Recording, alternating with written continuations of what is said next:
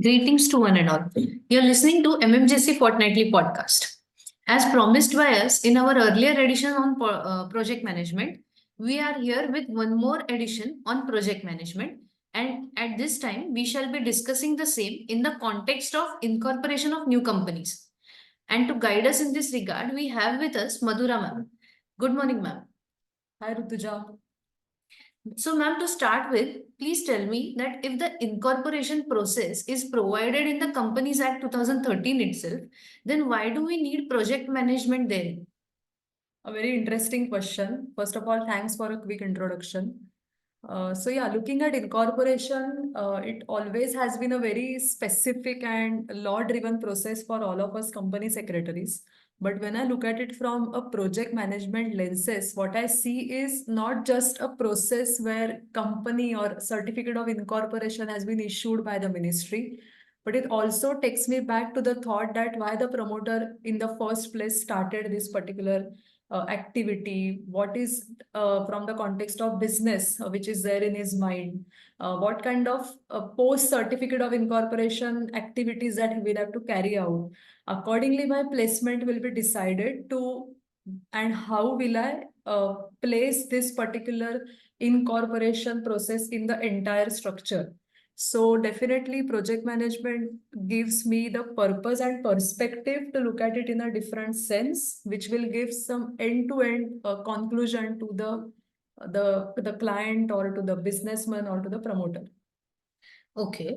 So, if we look at it from a project management perspective, then the things may be different. But if we look at it from the compliance point of view, then generally it is understood that the starting point of incorporation process is name reservation. So, Right. from the project management point of view, what is the start point?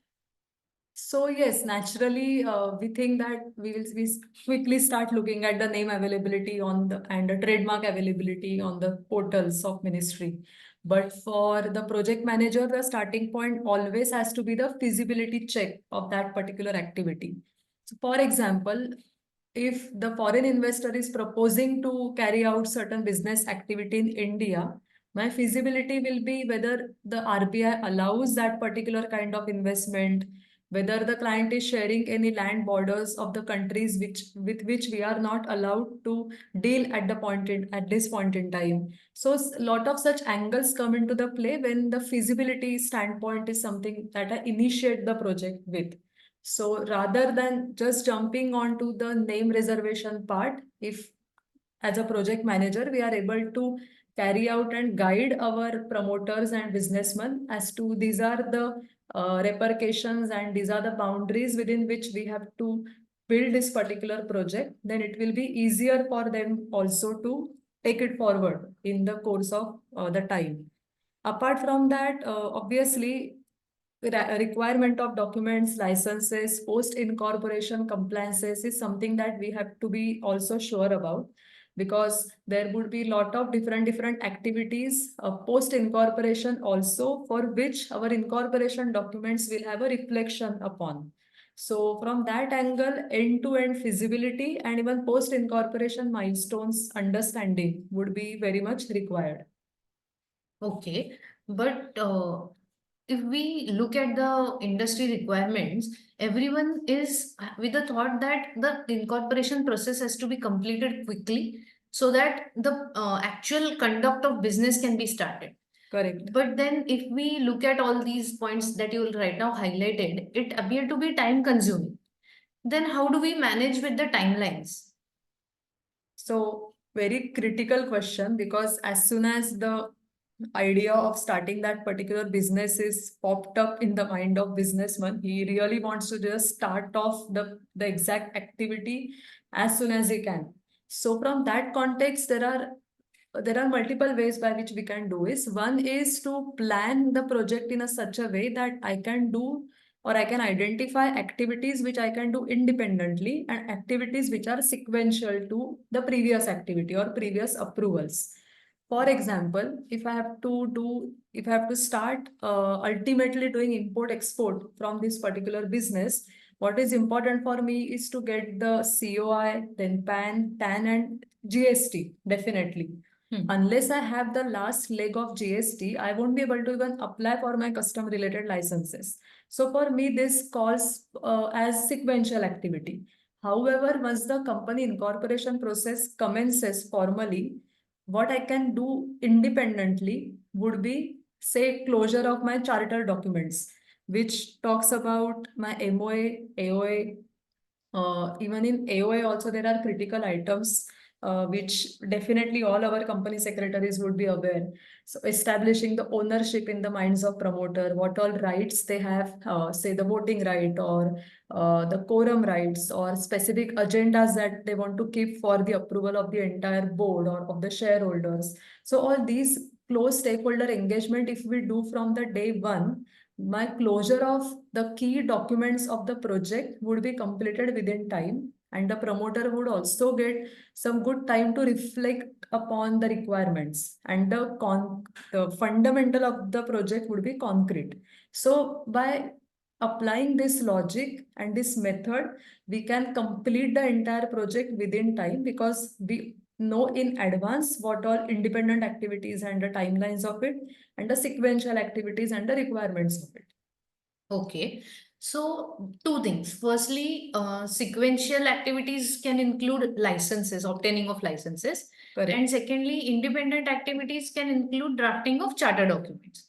So firstly, tell me about obtaining licenses. I mean, how will the project management help in this activity? So licenses fairly dependent upon the type of business and nature of business that I would be engaging with. So as I said, if it is import-export business, my custom licenses would come. If I'm also going to manufacture in India, then deciding which state that I will have to shortlist and start my factory.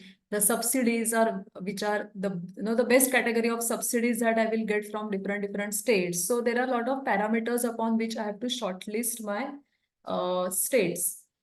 Dependent upon that, my factory license, my pollution control, environmental clearances, all these things would follow.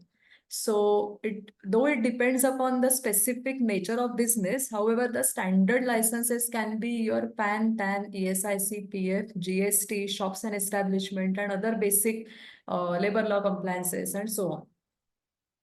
Okay, so project management will help us get these licenses faster. Correct. Okay, and what about the drafting of charter documents? What role does project management play there? So project manager, as I said, plays a very vital role in alerting the promoters and engaging the promoters with the requirements of these documents and the key areas on which the promoter has to deliberate upon internally. As an advisor to the project, definitely we can give them the positives and negatives of drafting the articles in a particular way. So nowadays, what has been observed is we are giving the normal table F or the specified tables to the promoters for the consumption. If as a project manager, we are able to walk them through that what all rights and duties that they have, so that will be time bound also on them, and at the same time, as I said, fundamentals also would be cleared in their mind. Secondly, another kind of engagement can be for the other documentation. So one is the standard MOA and AOA. Other can be other business related documents. So say where they want to keep the registered office, what would be the requirement from GST angle, from Ministry of Corporate Affairs angle to craft those particular clauses. So this deep engagement will definitely help them to take the better decisions and to avoid any future obstacles in their business. Okay. So if I wish to summarize about the importance of project management and incorporation process, I would firstly say that project management does not just cover the technical compliance process of incorporation. It is much more than that. And the first key highlight of using it is that it will save the time, energy, and as well as money of the both promoters and the person who is helping him to incorporate the company. Correct. Secondly, one more thing that I observe is since everything is very much pre-planned and everything is already prepared for, the complications that are faced while obtaining licenses and licensing with various regulators will also be reduced.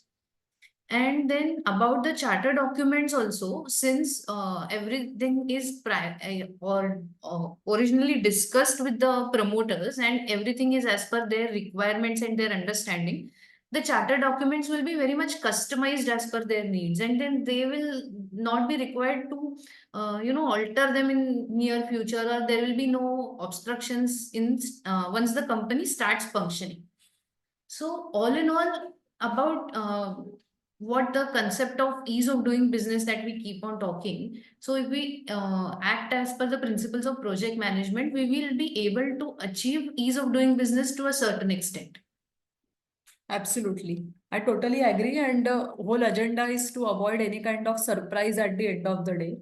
So the project management takes care of or give that kind of assurance that majority things would be taken care well in advance so that we are braced for any unknown risk which is coming our way in during the process. Okay.